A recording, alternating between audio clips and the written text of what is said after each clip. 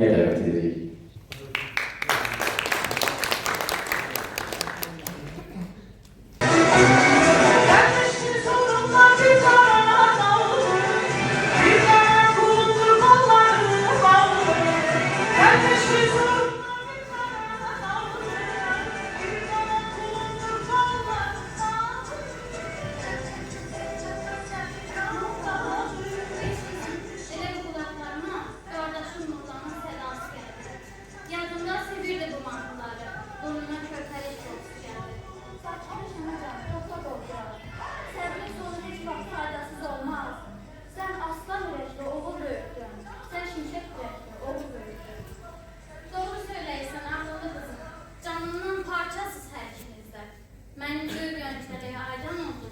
Nurlanlar yaşasın gençlerimizde. Gedib biraz dincəl, yuxular var. Gözlərim yorulur, mürgülərim.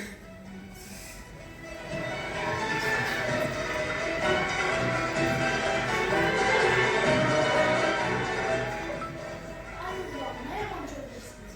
Nə bilir, ürək dartmıyor. Görəsən nə edir mehribanına? Bir əsgər anası nə edər səncə? Dözər ayrılığa, səbr edər məncə. Oğlunu unutmaz, heç zaman bil ki, dilində duası, qəlbində yükü. Günəşdən lap öncə yuxudan qalsaq, gecədən şübhədək yuxusuz qalarıq. Gözü saatların əqrəblərində zamanın axarı ilə işlər. Anamı görsəydim, elə rahat döyərdim. Buradayam can qalar, qurbanın olur. Ana, sən para, buralar para. Analar övladının yanında hər zaman keşifdə dururlar, hər dəqiqə, hər an. Atam necədir? Bacım necədir? Bəs nənəm, qonşular, dostlar necədir? Ən çox kimlər xırda kəndini ötürür? Yaman darmışam ana, səndən ötürür. Can oğul, gözümün işığı oğul, evimin, eşiğimin yaraşığı oğul. Hər kəs səni sorur, dualar edir. Hər kəs sevgi dolu, salam göndərir. Hər bir əsgərin adından biz də sizlərə ürəklər salam veririk. Bizi düşünməyən anımız yoxdur. Qəlbiniz bizdədir, hər an bilirik. Vətən üçün doğrulanır, gülüşünə anan qurban, qəhrəman tək doğulanır. Mən yaxşıyam, qələbəyə az qalıbdır. Düşmənin adı, sayı azalıbdır. İgid əsgər səngərində sayıq durub. Kafirlərdən qisas alıb, öc alıb. Bilirsiniz əziz ana, oğlunuz bir qəhrəmandır. Döyüşlərdə şərəfli adamdır. Onun üçün ana vətən uzalardan uzadır.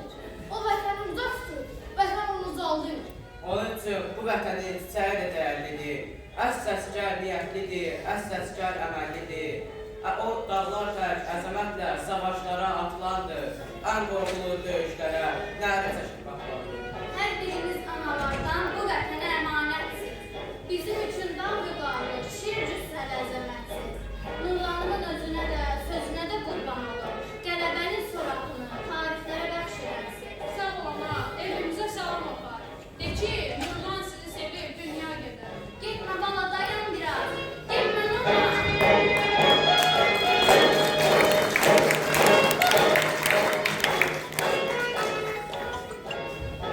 Ana, yatmamışsan sən yenə də. Heç yazın gəlmir, yolun yazlarda. Güclü ol ki, biz də səndən qüvvət alaq. Ana adını səndən qüvvət alaq.